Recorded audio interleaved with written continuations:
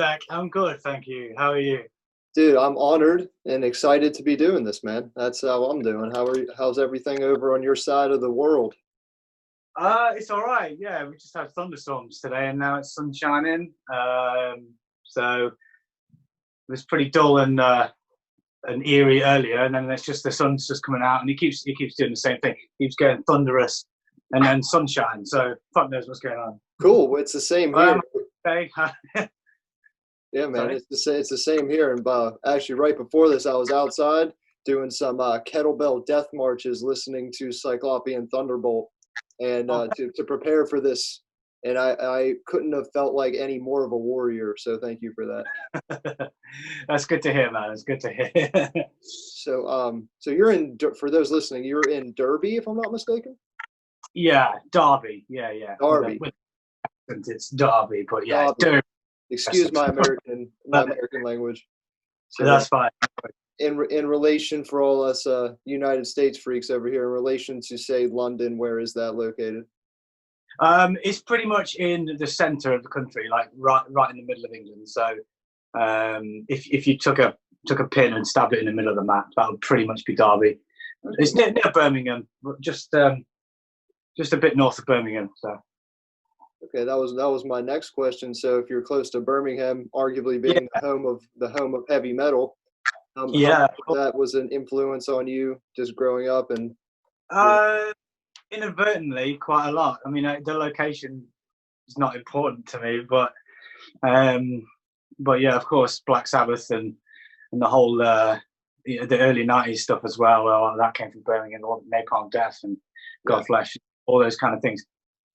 So yeah, I think it's kind of inadvertently been a pretty important place for music, certainly for me. Since the whole of the evolution of stuff that I've been listening to, really.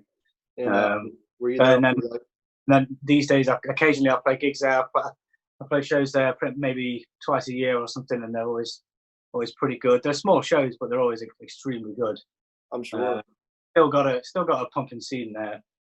It's good. Yeah, you guys have a strong metal base over there. I've always been drawn to that area of the world. I love the UK. I've been there a few times. We were planning on, I think I messaged you a few months ago. We were planning on coming there for vacation, and obviously the world shut down, so that got canceled. We're gonna have to reschedule for next year. But I've always been drawn to that part of the world. What were your vacation plans? Where were you visiting? Well, my girlfriend wanted to go to Paris, so I was like, okay, if we go to Paris, we got to go to Birmingham because I love England and I've never been to Birmingham. So we're going to go Paris, London. Home of Metal Museum thing there as well. That'd be worth seeing. I haven't been there yet, but yeah. Yeah, I hear it's great. And that's and the whole UK just has like at least for me from the outside looking in, just like a cool old spooky vibe that I just dig. I don't like it too sunny and nice, you know. I kind of like the dreary, like the old architecture, especially up in Scotland, you know. I think that just comes from being a country with a lot of history, you know.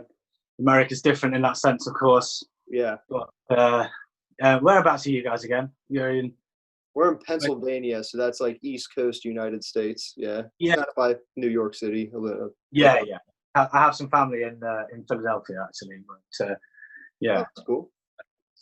Not that far from memory. My secondary school geography memory. That's 4 hours. It's nothing. It's no big deal. That's cool, man. Well, hey, anytime you're in the area, let us know. That'd be awesome. Yeah, maybe at some point I'll make it over there. Have you ever played gigs over here? No, not in the US. No, I've Abduction has only played the UK so far. We had some plans to some pretty cool plans to play Europe quite a bit this year. Obviously, those plans are now out the window. Mm-hmm. So some of that stuff's been rescheduled for next year for Europe, but the US would be amazing. Yeah, it's a lot more complicated to get over there. I'm sure. Obviously, with regulations and visas and things like that. Yeah. I suspect that going over to Europe next year will be not that different to going to America, depending on the changes in whatever's happening with the political landscape at the minute. But at the moment, it would have been really easy to just go over and pay for a flight and use your passport, fly in, do a show on a Saturday, fly out on a Sunday, and do that as many weekends as you want. Really, it's pretty easy. But it's going to get a lot more complicated coming up, I think. Unfortunately, I think you're right. I wish it wasn't that way. How was it? How was it over there in the UK in comparison to here with all the shit going on? It's fucked. The whole world's pretty much. Yeah. I don't know. I mean, we've got, as a country, we've got this big fucking gigantic political move about to happen in terms of Brexit that nobody knows the outcome of. Nobody really made an informed decision as to how it should go in the first place. Even the people that thought they didn't really have an informed decision because nobody knows the outcome. Sure. So we're sort of hanging on the cliff edge of that with all this stuff that's going on at the minute and the way everything's shut down and the effects of that on the economy. Fuck knows what's going to happen.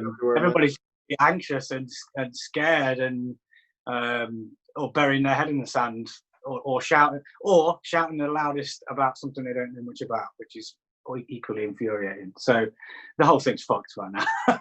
Well, it's comforting to know it's fucked everywhere, not just in your end. Yeah, I think that is comforting in the sense that everyone's in the same fucked boat. Well, do you use that, that this whole sense of uneasiness, political uncertainty, and frustration to kind of pour that into your creative process?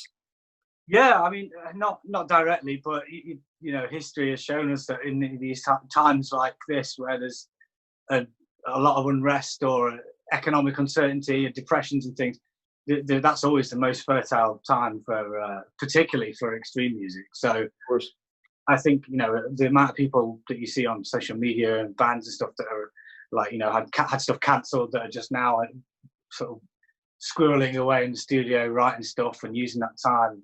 Like I've done a little bit, and this is where the kind of all the stuff the frustration gets turned into creativity. So we'll see what happens, I guess, in the next few months. There's going to be a lot of cool releases coming out, I think. Absolutely, there already has been a ton. Influence on the current global situation on the future of music. So that'll be an interesting thing to look at. Yeah, I'm looking forward to that as well. Do you have anything on the horizon that you can talk about as far as releases go? I do. I have. I've got to be careful what I say because some stuff isn't announced. But this isn't live, by the way, so I can edit anything out. No, I know. That's cool. Well, I'll save you the job by trying to speak properly. Cool, man. Cool. So I have 2 releases, hopefully before the end of this year. Nice. And I can't really say more than that. That's fantastic. Are you just trolling with the dungeon synth thing, or can you not say anything about that? No, I'm not trolling with that. I have done that.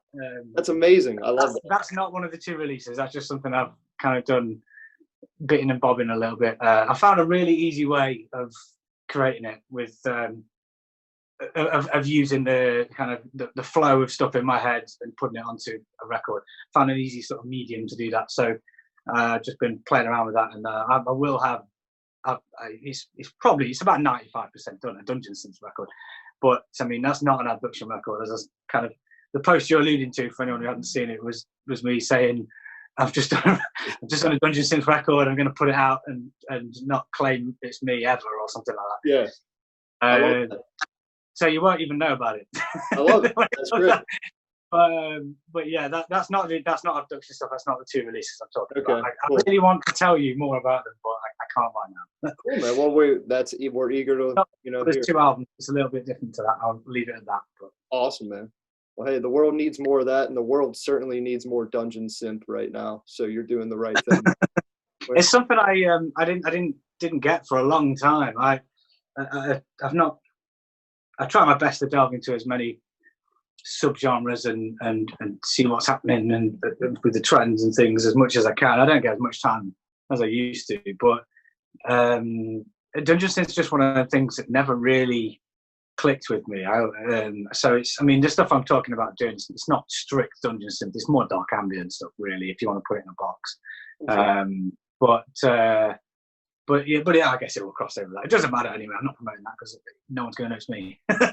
Awesome. Yeah. So it's just an experiment. Like I've said before with Abduction, it's just one constant experiment, really. What can I do with the stuff I've got? And that's why I know you're not recording the video of this, but that's why around the room you can see all sorts of different tape machines and various bits of secondhand shit that I can just try my best to. Yeah, there's some more down here. Like, yeah, just different. Yeah, try my best to create something with what I've got. I don't really. I don't. The results aren't very good if I just sit at a expensive computer and with Pro Tools or whatever and do things the normal way. I don't really work very well like that. I tend to have to put myself in give myself some restriction and then give myself a little, what can I do with this? And generally the result is something I'm happy with. So that's kind of how I roll. No, hence the Cyclopean Thunderbolt was like, what can I do in this in like it's about 4 days. Right. I just borrowed an electronic kit off somebody, so I was kind of trying to get my head around that, and I put those songs together. And then very kindly, a friend of mine, Mr. Irish Terry, that's his full name, that goes by Irish Terry, from Goat Prayer Records, decided to put it out. So yeah, I was like, yeah, whatever, just put it out. It's a great release. I have the cassette. It's awesome, man.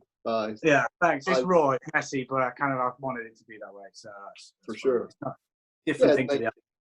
You would lose that feeling of that like authentic rawness that I talk about in your music, and similar artists like you said, if you sat in front of an expensive Pro Tools now computer, I feel like a lot of artists lose that kind of creative freedom just by experimenting with like the raw material. Yeah, stuff just dies. Like you get like I don't know how much do you play in a band or you write stuff or anything, or have you done that? Yeah, so you get like an idea or a creative moment and stuff, and as soon as you go into something that's sort of a clinical studio environment, for me anyway, it just evaporates. I can't fucking deal with it, and then you end up sort of phoning in the takes or the whatever it is you're trying to do, sort of going, oh, it was supposed to be like this, and it never was what it was in the moment. Right. For me. Right. So I figured that out by doing most things by accident, trial and improvement, I guess. Sure. And that's just the way I work, really. Especially with the music you play, it'd be kind of different if you were writing like stoner rock riffs.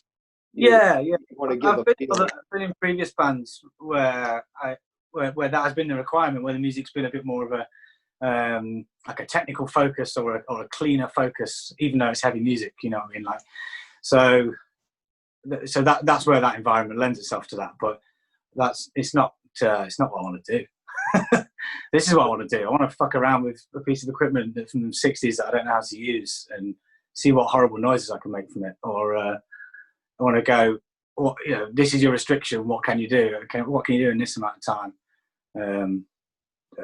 Giving myself some sort of box to put it in seems to be the way to make it come out, oddly. That's great. Yeah. And if you're with extreme music, you can hear that, man. Like, that's why I think I gravitated towards you so quickly, is because you could just tell it's like recorded on some like vintage analog equipment, and like something's good's going on. Like, you can feel it through the music, and I really appreciate that about you. Yeah, I think the passion is for this kind of music. The sort of the feeling and the passion is definitely far more important than how shiny the studio is, for sure. That's yeah. I don't even think my stuff is that raw. Like, there's some stuff I listen to which is fucking sonically is horrendous, but I fucking love it. Like bands like Black Silice, and there's a whole lot of the raw black metal scene at the minute that's kind of pretty popular in small on small labels. A lot of this shit just sounds like shit, but in a good way. In a good way. I love that. And it's harking back to that golden era of the 90s, of course, but there's some magic in there. You have to give it a little bit of more attention. You have to delve a little bit below the surface, and that's where I find the fun stuff is. So I'm trying to do a bit of that with what I'm doing, I suppose, balancing that with making something that actually kind of a label will enjoy and decide to press 300 vinyl of. And I do want to play gigs and stuff at the end of the day. I want some people to like it as much as it's cool to sort of say, fuck off, I don't care if anyone likes it, it's just for me. It is just for me. But it's also nice to really stand in front of a room of 300 people who were just in the zone with you. That's fucking cool. Despite how much you hate people, that's a cool experience. Yeah. So so balancing all them things, really, I guess that's my thing. Is that been your intention from the get-go? No, it hasn't. My intention was just, I mean, the history. I don't know how much you know about how it started, but it started with a rundown, man. Yeah, okay. I've said this a few times in interviews and stuff, but I'll say it again. So I started. I was going to a festival in England. There's a really cool festival called the Blackwood Gathering, which is in various different names and stuff at the moment. But it's essentially a black metal festival in the woods in the north of England. It's fucking cool. And they're all underground bands. There's generally one like international band like Horner or I completely forgot now. Winterfell is playing and stuff like that. So that was great. I was planning on going there, and I had some stuff on a hard drive, some old drum takes from something I played around with a few years ago that I never used, and I just decided I was going to make a little demo tape and do it old school, to photocopy the covers and just record them on recordable cassettes, and then just give them to my friends at the festival. I was just going to do 5, which I did. So there were the 5 original demo tapes. So I just went there and did that, and then obviously people kind of seemed to enjoy it, and there was a bit more call for a few more demo tapes. So I made 20 more demo tapes, so there are 25 in total. And then it just got kind of spiraled from there, really, because the label, Inferno Profundus Records, got in touch through Bandcamp and said, "Hey, we like what you're doing. Do you want to do an album?" And it just kind of spiraled from there, really. And obviously, when you get a good result, like I'm only ever doing stuff for myself, but when you get a good response or a good result, right, you just want to do more. So it's it's just fucking miserable music in my head that I started to do for fun, and I'm very, very grateful that some people seem to give a shit. You know, every time I sell a merch item or something, I'm just constantly astounded by that people across the world are buying my t-shirts and my tapes and stuff. It's fucking cool. It's only a small thing, but it's a really important thing to me. So and that's how it started, really, and it's kind of leveled up. Each album's been a slight level up in terms of like production and things like that, but it's the initiating factors of starting it is always the reason for doing it. Absolutely. That's awesome. As I was just fucking around in this room here with tape players and drum machines that don't work and shit, software that's broken and stuff. Fuck yeah. Well, that's awesome, man. Yeah, you can tell your early stuff definitely more abrasive, and you kind of expand as you go on. But that's what I dig about it. The first record I ever heard of yours was A Crown of Curses from Death Metal Productions, and as soon as I heard it, I'm like, this sounds like fucking music like Cenobites listen to, like from Hellraiser, you know? Because you're taking in like the cool dark electronic shit a little bit, not too much, you know, but it's like that raw, like, you know, Leviathan-esque black metal that's awesome. But like you said, it's not like it's just totally blistering and like you can't enjoy it, you know? So I think you strike a very cool balance, and where that process was organic and not intentional. It's very cool to see you come to that point. Yeah, thanks, man. I'm just trying to put out the sounds in my head. That's what anyone really will say, and that's because it's the truest intentions, I suppose. Sure. But yeah, it's just there's lots of different musical influences in my life. But with Abduction, I just want to delve into that darker point. It's not for me. It's not about Satan or corpse paint or saying fuck religion or anything, any kind of grandiose statement like that. It's just a darkness that needs to come out, and it's almost Lovecraftian in a way. Yeah, it can be. There isn't like there isn't one. I don't know what the influence is. I always get kind of this question comes up now and again. I just it's a combination of everything, really. It's a combination of 70s prog from my dad. It's a combination of listening to noise records while smoking too much weed as a teenager. Mm-hmm. It's a combination of the horrors of life, you know, the struggle of trying to make sure there's food on the table and all the rest of it. Yeah.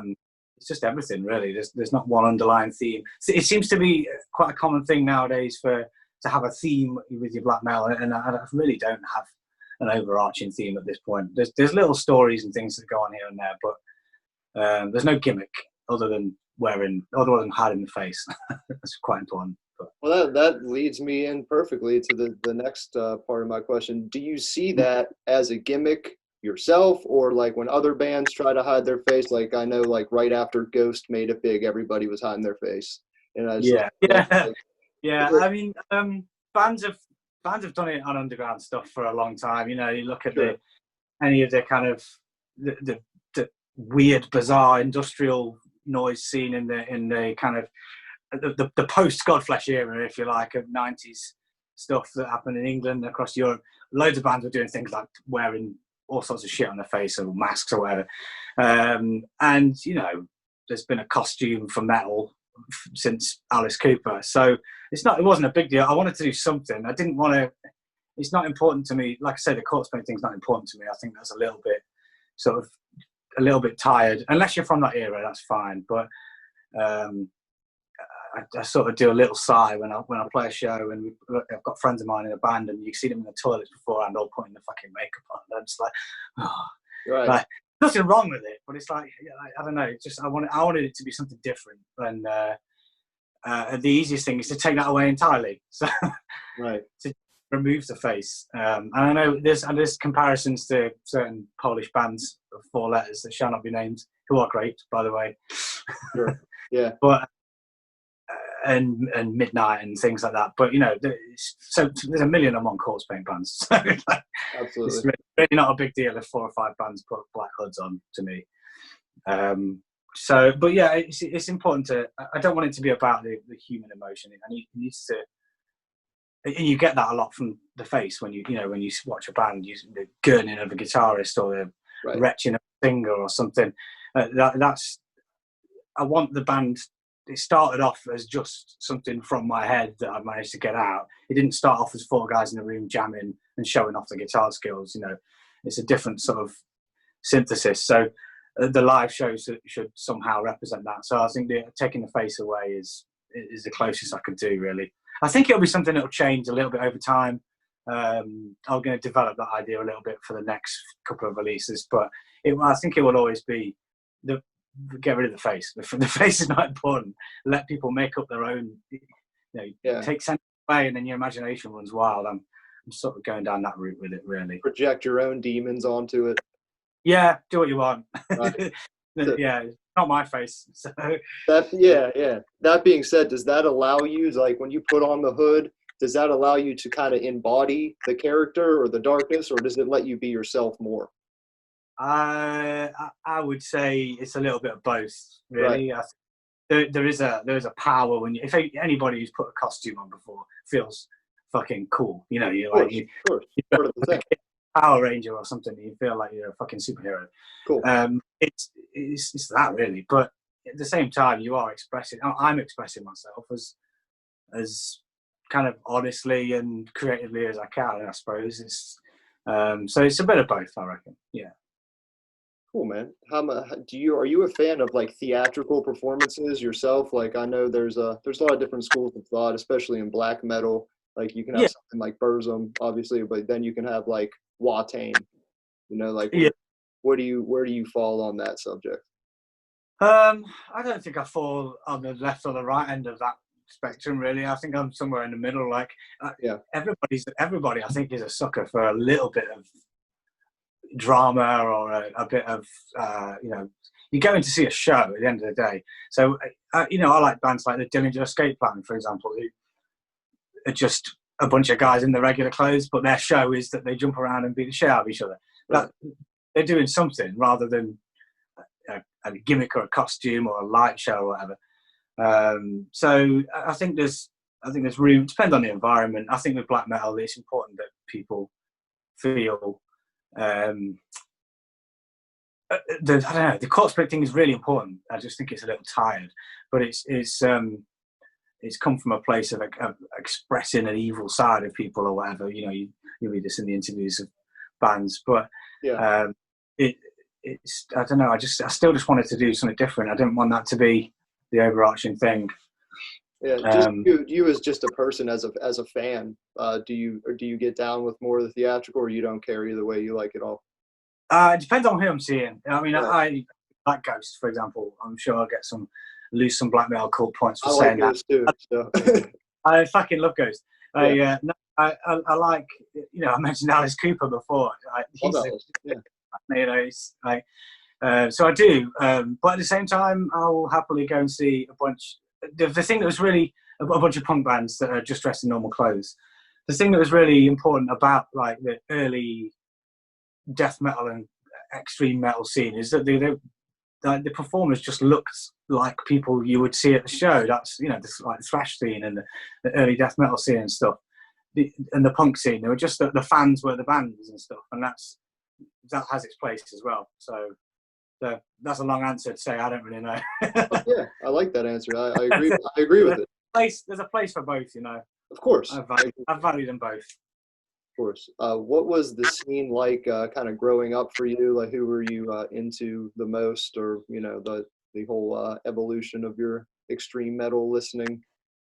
Like, were you into Napalm Death first? Were you into some punk first? Did you get into metal? I mean, I've played guitar since I was very young. Oh, that's cool. So about 7. So there was all sorts of things at the age of 7 that I just saw on the TV that you try and play. But that's I mean, we're talking from metal. I was probably like 14, and it was Slayer, it was Slipknot, it was Cradle of Filth. It was so actually 2 out of 3 of those bands have a big gimmick, I suppose. But yeah, and then as you get older, you move into other things. So I mean, I went darkly down a death metal path for a few years, as well as black metal, grindcore. I've kind of explored most of the subgenres as much as I'd like to. I just keep settling back on black metal. I did have a big phase of not really listening to much fast stuff for a while and only listening to slow stuff. Just the Sun, Asver, all the kind of Hyperkek recording stuff and Southern Lord stuff and things like that for a while. So yeah, then just in recent years, it's just been black metal really. There's a large collection of records here of stuff throughout the decades, but the stuff I've got the most of is black metal stuff. That's for sure. I don't know where influences along the way are pretty evident as when you listen to stuff. You can hear that the definitely slow analog synth drony bits are perhaps a bit Sun inspired, and you can hear that the faster bits are Mayhem or Wolves in the Throne Room or something like that. I don't know. You can pick your riff if you like, but yeah, I don't know how that fits. I don't want to project too much of that because people find their own thing when they listen to it. Think, oh, that's a Herrick riff. That's a fucking Enslaved bit. That sounds amazing. And I'll be like, oh, really? Yeah, I didn't know. Because I was kind of fucking Pink Floyd. Right. That's cool. I like that about you. I like knowing that you're not just like a total black metal just purist, and that's all you listen to. No, cool. It's not my style. I know a lot of people are. I have no shame in telling people that I have some shameful records, but yeah, I mean, it's just I just like music. I've just always liked music, and I've got Miles Davis records down there. I've got fucking John Coltrane stuff. I've got Annie Lennox and The Mission, or loads of stuff. It just gets given to me, or I've explored along the way and picked up secondhand. And yeah, but for sure, I mean, obviously, black and death metal is the largest proportion of my record collection. Were there a lot of shows you were able to go to growing up? Did you have a strong like underground metal scene where you were in the UK? Yeah, I mean, the last few years, I'm really close to Nottingham. Derby's really close to Nottingham, and there was until the last few months, there was an extremely good underground scene there for anything that's for like fast or slow or DIY stuff, and in more recent years, a very good black metal scene too. So that I've just been going to shows there at various venues around there for the last 10 years really. And there's a point where I was going probably Friday and Saturday for like 3 or 4 weekends in a row. you know, because something else would be on that I'd go and check out. And so it's all there. It's all a mixing pot. Those shows are fucking amazing. You know, the little shows, and there's a studio there called Stuck on a Name Studios, and it's probably a 50 capacity room. It's just a DIY show. I cut my teeth playing there in a few bands a few years ago, like grindcore bands and stuff, but mainly just go as a fan now. But that place is, you know, it's great. The DIY aesthetic is great. That gets forgotten about a lot of time in black metal. So, totally. Dude, I can only imagine. I'm itching to go to a show so bad. I would just. Oh man, tell me about it. I just want an excuse to put my battle jacket on. Really, I know, man. Go to the market with your face mask and battle jacket and just look mean, you know. I don't go out of the house with a hood on. That's for sure. Yeah. No, I just want to. You know, everything's cancelled. The festival, the Bloodstock Festival, is the local outdoor metal festival here. You know, it's actually really close to me. Yeah, that's a big one, right? It's pretty big. Yeah, it's the biggest metal one in the UK, apart from the there's Download, which is a mainstream, pretty much a mainstream metal. But yeah, Bloodstock is the biggest. So I played there a couple of years ago, which is amazing. But I normally go each year. Really, it's just get a place to hang out and get drunk for 4 or 5 days with your friends. And even if the bands are shit, there's tons of bands I don't like on the bill every year. But I just want that to happen. That's put off till next year as well. So that might be a good reason to get me to come back. I might have to work that back into the itinerary. Yeah, work it. I think it's August next year. So I don't know how that works with your plans. Done. Sold on Bloodstock. And Birmingham on your way to London, then Paris or something like that. You could do that easy. That's what we're gonna do. We'll make it happen, man. I'll keep you updated. Thanks, man. Well, so you are, if I'm not mistaken, Abduction is just you, correct? Your solo. Yeah, that's right. I've had different drummers on different albums, but I don't generally play the drums. I play the drums on the Cyclopean Thunderbolt tape recently. And I demo all the stuff mostly myself, but generally I get a drummer to play the drums when I release it. But there's a live band which is 5 people. Okay. So me, 2 guitars, a bass, and a drummer, and yeah. But everything else is me, basically. Everything else is me, just not the drums. Yeah, just for those listening that might not know, Were you influenced heavily by like stuff like Burzum, like Leviathan, like solo black metal artists, and make you want to do that? Not especially. I mean, or did it just come out of necessity? I really well, no, that's not true. I really dig Zaster and Leviathan. Really dig those bands. I know that's pretty obvious when you listen to my music, I think. But I mean, Burzum, not particularly. I didn't get into Burzum for years. I got into I was more Mayhem than Burzum for years. I really like it now, but I like the later stuff. About 10% of its musical output, because about 90% of it is garbage. But the classic stuff's great.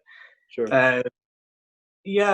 So they are influential. Yeah, I would say, but they weren't mine. It wasn't my intention. When I set out and did the demo tapes, it's just a case of doing something for the sake of it. I thought this would be cool. I just wanted to give out some tapes to my friends. That was literally it. And I had some stuff sitting around. I was like, I've not done anything with those drum tracks for years. Recently, just the other bands I was in were kind of coming to an end anyway. I think I got frustrated with being in a full band and not getting enough done. That's probably the impetus, more than sort of going, oh, there's a solo guy that does that, I can do that too. It was more that kind of been in some bands for years and just not released anything. And I'm like, are we going to put any records out? Do you want anything to tour? Are we going to do anything? You know? Right. And so it was just brought out of fuck it, I'll do it myself. Yeah, so fuck it, I'll just get it done. And that's kind of what's happened, I suppose. Well, you can make that analogy to not to keep bringing up Ghost, but Ghost as well, right? Like there's a lot. Yeah. Figures the point that he's kind of the mastermind of the thing, but if you see them on tour, it's like, larger than life and 10 people are in the band and all that stuff. Yeah, that's right. I mean, I'm fortunate enough to have just some friends that want to come along for the ride and play live. They're all people I've been in different bands with through the years, so they all, we've all played together and stuff, and but they like I said I don't want to start comparing myself to Ghost, but like in a sense I am like the guy that runs it all and does it all, and is Abduction, and those guys literally just learn the songs, come up and play, and there may be more involvement with the next album. I'm not sure yet. We haven't really kind of discussed it, but because it's a full band now, so it's live. It's a full band, so it might make sense to do a bit more of that with them in the studio, but I'm not sure yet. We'll do it either way, man. I think it'll be interesting either way. Yeah, I hope so. I'm just trying to get Abduction to open for Ghost on their next stadium tour. That's what I'm doing with the comparisons. I'm just planting the seed out there. How many people would just freak the fuck out by that? I would just love to see that. I don't know if I can tell this story. Actually, I might not be able to tell this story. I can say it with no names. So, all right. A friend of mine was almost the guitarist in Ghost. When Tobias kicked out his other, they all filed a lawsuit against him or something, right? Right. And because he wasn't paying them or whatever, so they all left, and then he was putting a new band together. And my friend is a very gotta be careful here. He's a very well-known guitarist in a British black metal band, and he was offered the place to join, but he politely refused because he'd heard stories about Tobias Forge. But I mean, he would have. He's on this level now with this band, and bear in mind, I'm right down here on the floor. But if it had joined Ghost, he would be probably up there. So I don't know. Well, good for him, man. Way to stick it to him.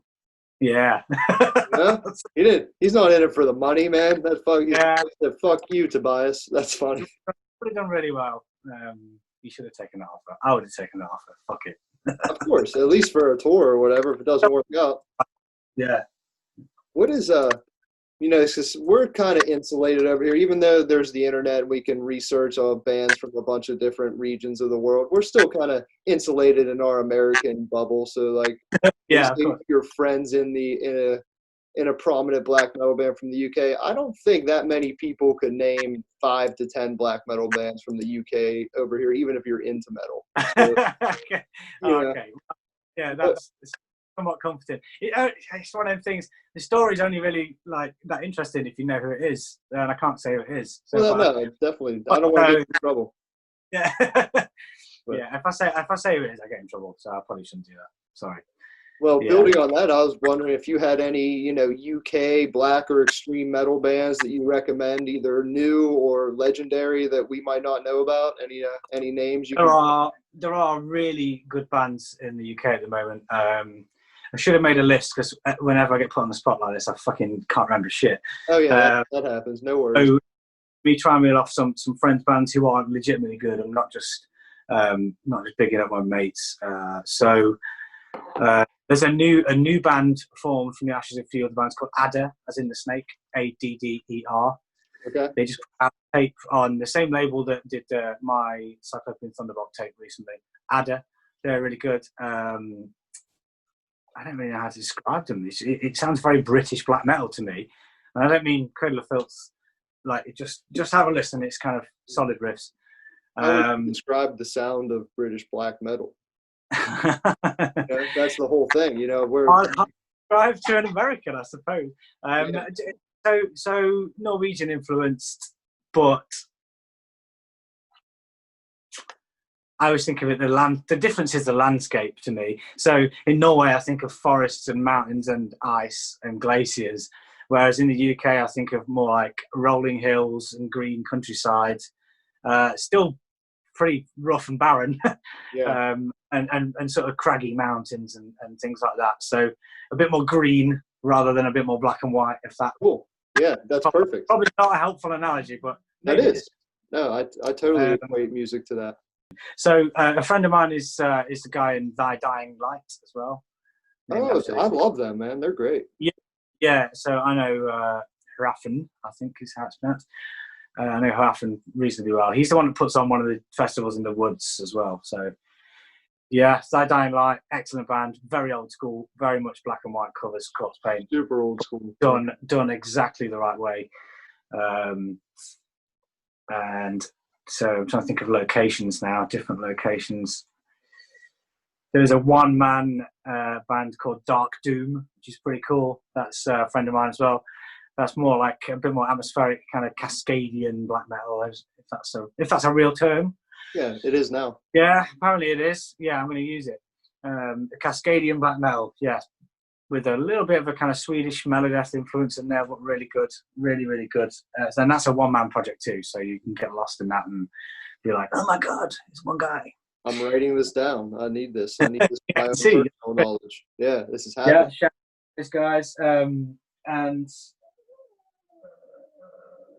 anything that Death Cult Productions puts out is pretty much good. That's the label that did the vinyl release for Crown of Curses for me. Yeah. So, yeah.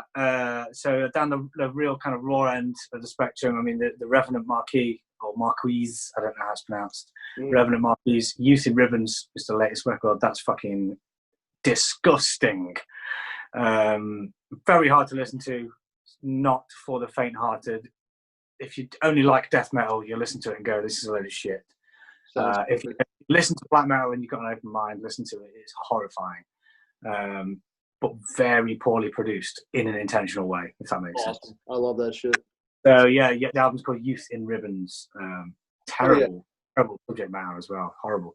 Really redigging, rediscovering like a UK dark ambient artist called Lustmord, who you had some sort of success about 10 years ago, probably. I don't think they've done anything recently. It's one guy, but that's just like horrifying soundscapes, really. Really, really dark ambient. Like sounds in a haunted mental institution, that kind of. That sounds perfect. I get it, man. Yeah. Say no more. Yeah, write it down. And, man. I was going to shout out. I mean, What about any like classic bands that you grew up listening to that were from your neck of the woods that may not have had a chance to make it over here? If there's any band, well, okay, yeah. I was thinking about these guys earlier. There's a band who I used to live with the keyboard player. The band called Woden's Throne from the north of England. I don't know if you know those guys. They so Woden's Throne, and the album. There's two albums. There's one called Loss and there's one called Curse. The first one, Loss, is incredible. That is before atmospheric black metal kind of really blew up in the last few years. Those guys got on with a more sort of a heathen, pagan black metal approach, if you like. Yes. But just absolutely ravaging, pummeling stuff. A little bit like Drudke and Nagura Bunjit. They recorded the album with Nagura Bunjit, I think, in their studio. So yeah, they're a great band. They did those two albums, got a lot of attention, and I think they were on like Seasons of Mist or something. And then they just disbanded. It just came out of nowhere. There was rumours of a new band coming from the ashes of those guys very recently, but nothing I know of myself. Nothing to listen to. So yeah, those guys, Woden's Throne. Winterfilleth, of course. Winterfilleth, you must know Winterfilleth over there. Yeah, we do. I mean, but you know, it's only like the true like underground metalhead. Like, it's not a name that gets. It's not a game name that gets thrown around with. You know, those guys are like superstars over here. This is how small a country it is compared to you guys. Right. Yeah, I mean, the Winterfilleth came just after Woden's Throne, and I think maybe took a bit of Woden's Throne's glory after they finished. But that's just my observation of it. Who else? That's probably about all I can think of right now. There are at least 20, 25 other extremely good black metal bands in the UK. I'm just really, really bad at remembering shit on the spot. So, no, man, that's all. That's great information. They were like, "Why do you say me, man?" We'll shout them out if you can. You know, I just forget shit. So sorry about that. No, man, that's all good. I got my homework to do. I appreciate that information. Yeah. My listeners will appreciate the information, I hope. You know, that's why we ask. I feel like that's like the beauty of metal and extreme metal. You can like learn so much about a different area of the world just by their music. You can log on to Bandcamp. Like, I found this sick black metal band from Iceland the other day. Like, you know, you just couldn't do that shit before Bandcamp and all that. So. I always find as time goes on, I'm more fascinated by the sounds of different locations as well. Like the bands coming out of certain areas that sound a certain way. It's like a geography lesson and a music lesson at the same time. If you get stuck into it, how the Swedish scene sounds different to the Norway scene, despite them being next to each other, and how the more recent Canadian stuff, like Fortaleza and things like that, sounds different to like American stuff, American black metal, and I'm sure you have your regions in the US as well, like where the South sounds different to the Northeast or whatever.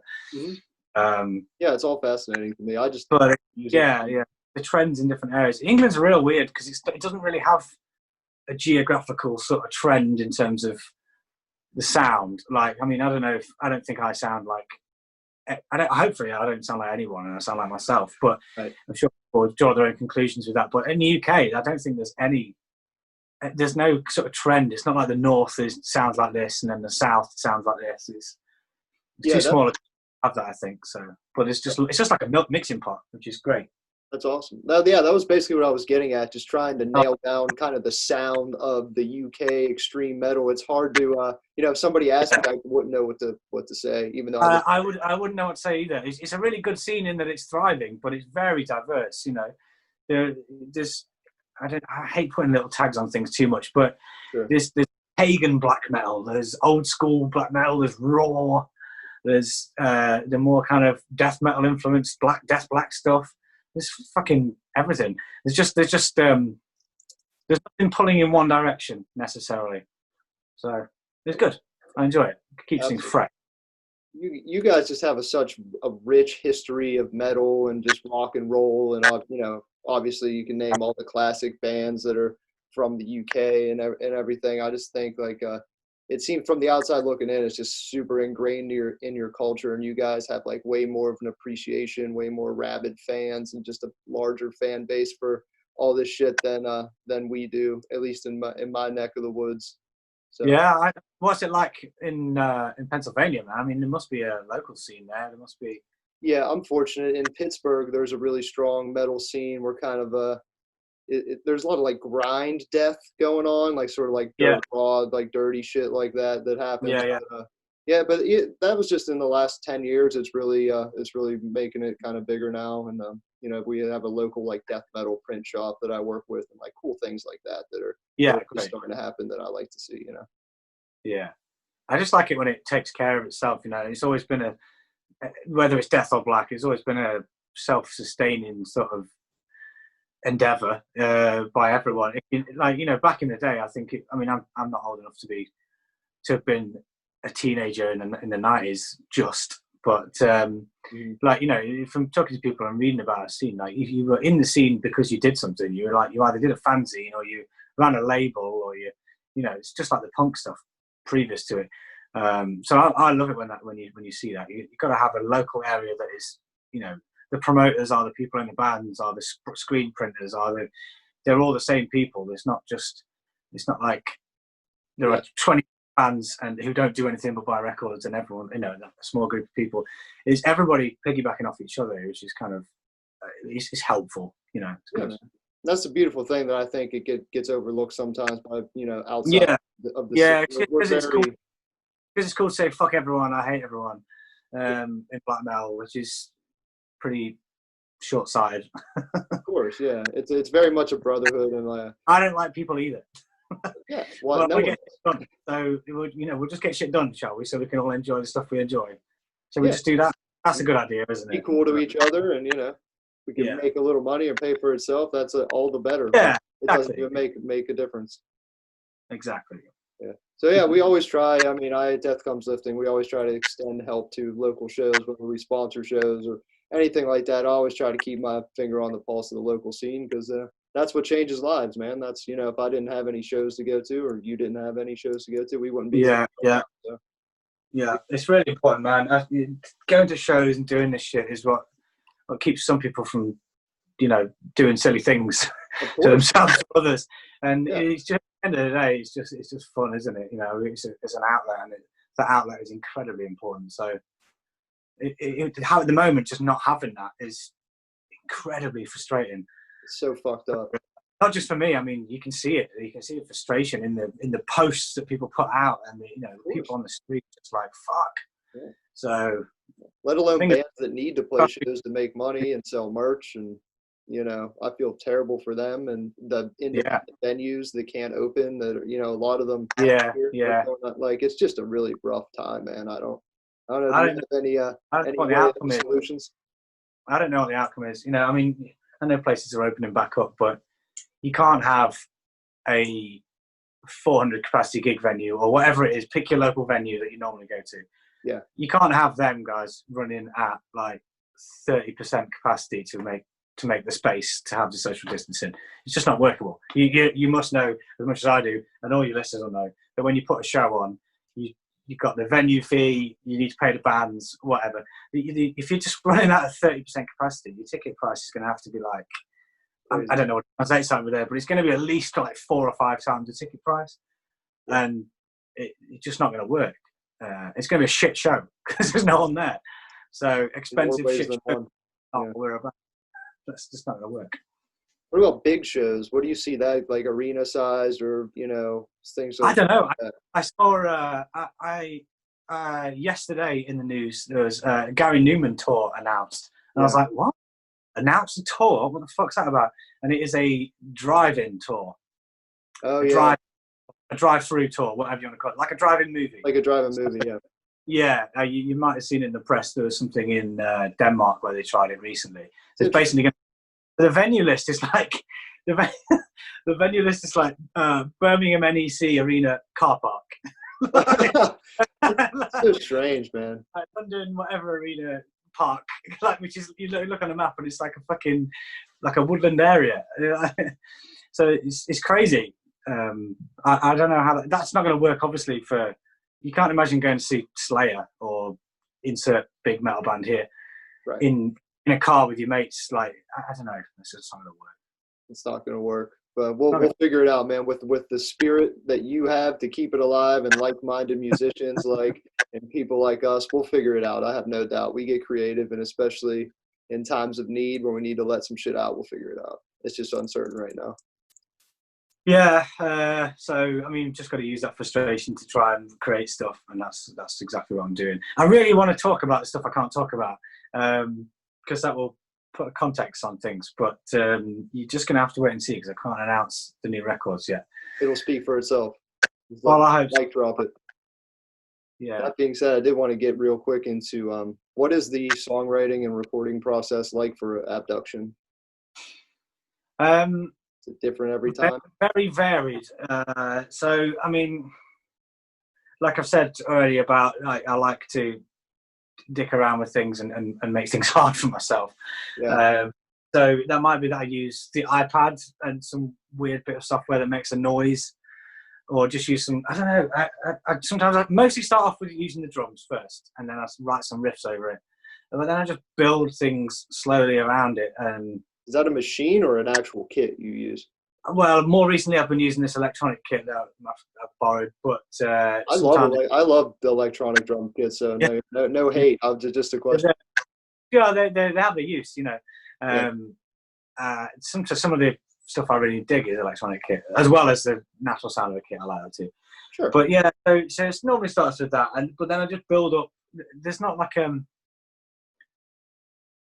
standard process. I think when a normal band of 4 or 5 guys writes an album or whatever, you got 1 or 2 guys with ideas, and they might have demoed it, and then they go into the studio and they probably do the drums first, like I've just said, and they probably then just track the guitar and track the bass and track one by one, multi-tracks, do that, and then you do the vocals on top at the end. But it really isn't like that for me. I might start off with 1 riff, and then just with the ideas, I'm chopping it up, changing it around, cutting, pasting stuff backwards and forwards to the point where I'm like, okay, this is ridiculous, roll it back a bit.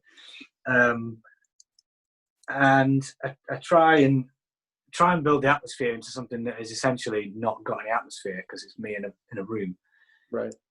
That's the biggest challenge. I mean, you could just literally just put reverb on everything and hope for the best, which some bands do, and it works. But I try and give myself something else to play with.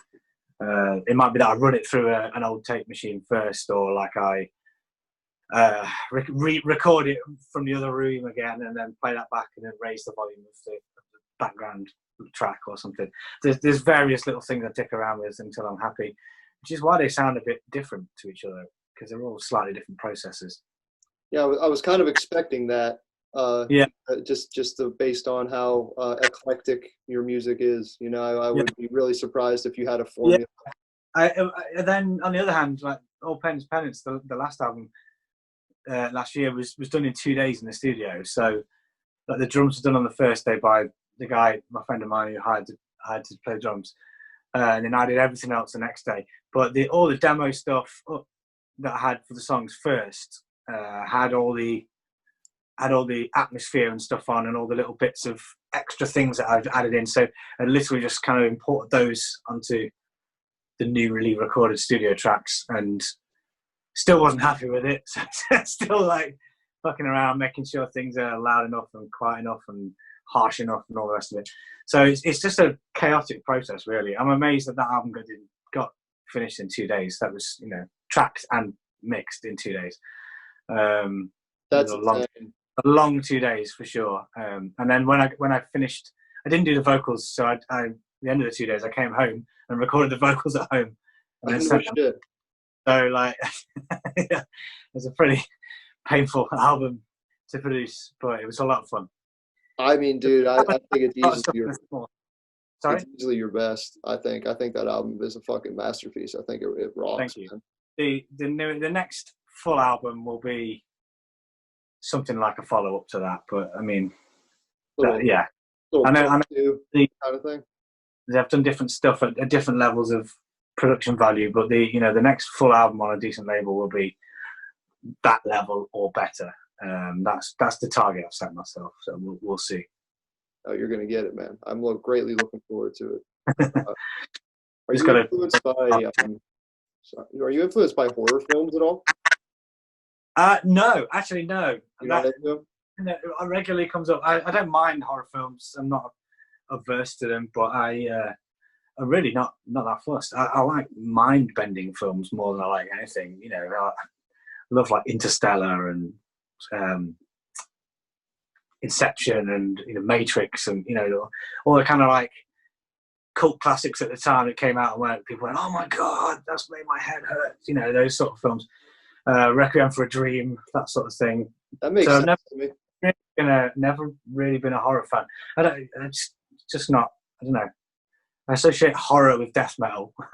True. But the films I was just talking about more with dark ambient atmospheric stuff that psychological shit. Yeah, I suppose that sounds really pompous when you put it like that. But no, yeah, not at all. I mean, I love I just ask because I love British horror. But I like British film, especially. I mean, I'm a horror. Is that what you mean? Or oh yeah, I grew up with all that stuff. So yeah, it was ingrained. It's great. I love it.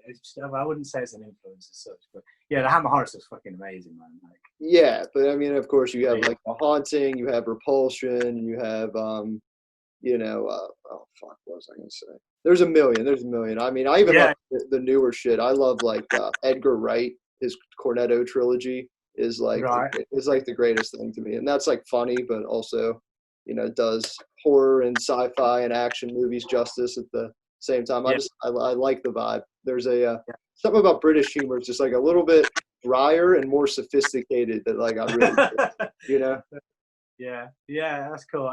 Any old British humor is great, but yeah, I like trying to think of good examples. There's just classic Fawlty Towers, man. Fucking amazing. Of course. And, I mean, not to mention fucking Lord of the Rings, like the dopest shit ever to me. And Birmingham. Of course. Yeah. You guys kind of have that mystical thing. I think it lends it very, very well to music like yours. So that's why I ask. It's interesting. Yeah. I love those films. Some bands take those films a little bit too seriously. Of course, yeah.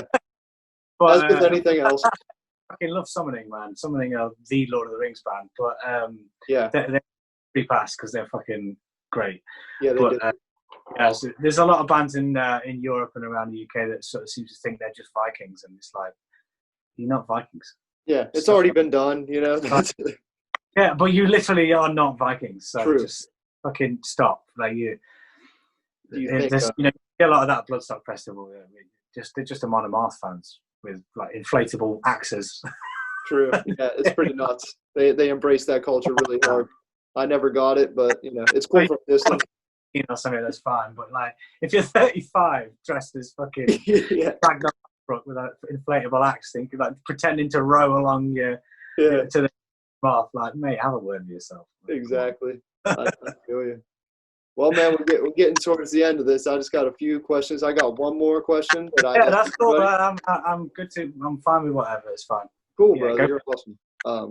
Well, I asked this to everybody. It's the final question. We can go on for a while about this, but what is your favorite Black Sabbath record? Yeah, it's the mic drop at the end. You know, usually takes a while. I'm gonna do the Alan Partridge, going to British humour again. Alan Partridge say, I'd have to say, the best of Black Sabbath. Yeah, nice. No, Mass Reality for sure, man. Definitely Mass Reality. That's the common answer. That's true. I mean, you can't go wrong. You could say any of them, you know. Yeah, I mean, and there's a, you know, I don't want to pick a side with Dio or Ozzy either. They're all great. Apples and oranges, man. You can't be like, oh, this guy's better than this guy. They're just different, like. Fuck yeah, dude! I like Headless Cross. I like some Tony Martin era shit. I'm not mad at any of it. Yeah, there's all sorts of little gems in there if you dig hard enough, that from the albums that you didn't even realize existed until you properly look. But definitely Master Reality, because that was a turning point for me, and you know, as a kid, certainly playing the guitar and stuff too. I learned to play guitar mostly by ear, so I have like a bit of an affinity for certain albums just because I learned that, oh, that's a fucking drop D riff, or that's this chord here. Just by playing stuff by ear in the slightly pre-internet era, so there's no tabs or anything, you know. Right.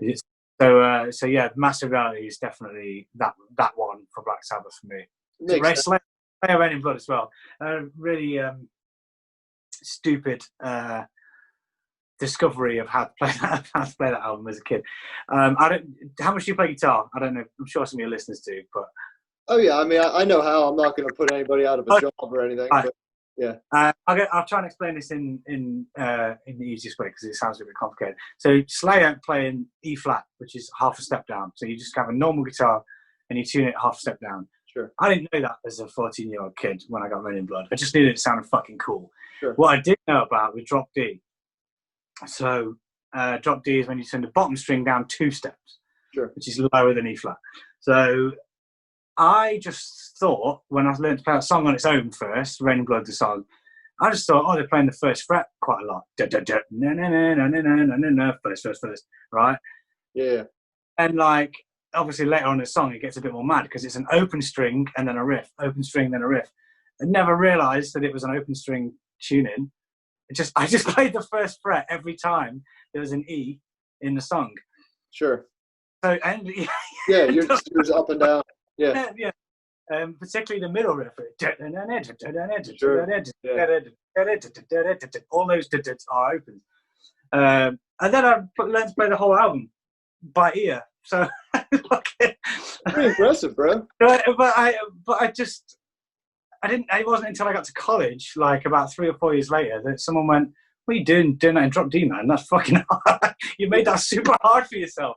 Like, it's in E flat, you idiot. Like, those are not first frets; those are open strings." Must have got you good at playing guitar rather diligently and quickly. It just blew my mind, and I was like, I had made this so hard for myself. Also, I had a really shitty old guitar, so it wasn't easy to play anyway. Right. So there's a challenge for your listeners.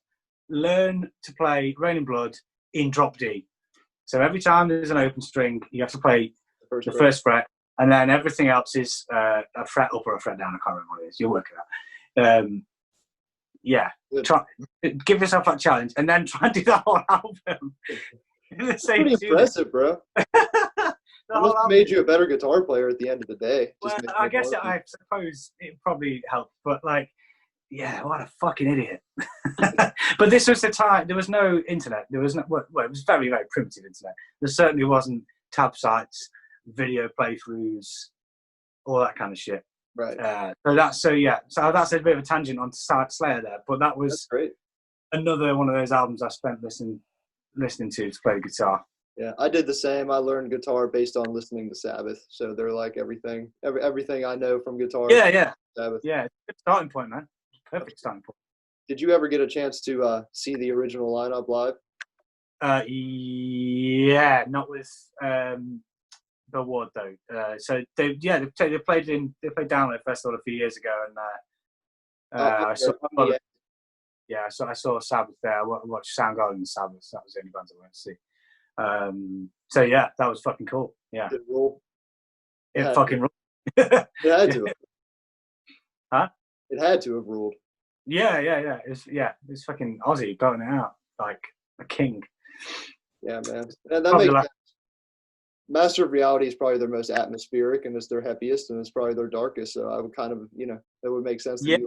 Yeah, there's down-tuned really dark moments on there. I'm starting to fucking blank. I can't even remember any of the songs on there. I mean, the opening riff of Sweet Leaf and Lord of the World, all that shit. Cough at the start, like, oh my god, what is this? Yeah. And that first riff, man. Yeah. Neck. That was the first time I probably played with a neck pickup as well. Just like get an SG. I always played with an SG anyway, so Tony Iommi the other way. Neck pickup. Oh man, yeah. Oh, I'm glad you mentioned the SG. You don't see Sorry? black. I'm glad you mentioned the SG, because I did want to say you don't see many black metal artists with an SG. I've actually, I say that that's been at the studio since I recorded All Pain's Penance. I've left it there, and I really just haven't been to pick it up. I've been using my Fender Telecaster 52 reissue for ages. Not in the live setting, not the guys play their own guitars, but the Cyclopean Thunderbolt was recorded with a fucking single coil. That's so interesting. Yeah, and some more recent stuff I've been working on, I've used it too. Okay. I don't know if it'll be something that comes out of a proper release, but mate, it's such a simple plank of wood guitar. I fucking love it. Yeah, I can't be arsed with. I really cannot do with like shred machine, active pickup, fucking BC Rich pointy things. I just can't be doing with it. I sold guitars for like 10 years in a previous life. I just like old guitars. They're just cool. That's so cool, and I feel like a lot of metal bands miss that. They have those like Ibanez, 12-string riff shit, or like you said, BC Rich, but like something about playing extreme music with like an SG or a Telecaster is so fucking sweet. Yeah, I mean, and again, it goes back to making it hard for myself. Like that telly is fucking. Yeah. I don't know if you know about radiuses on fingerboards, but it's a really short radius, so it's a really curved fingerboard, basically, along it.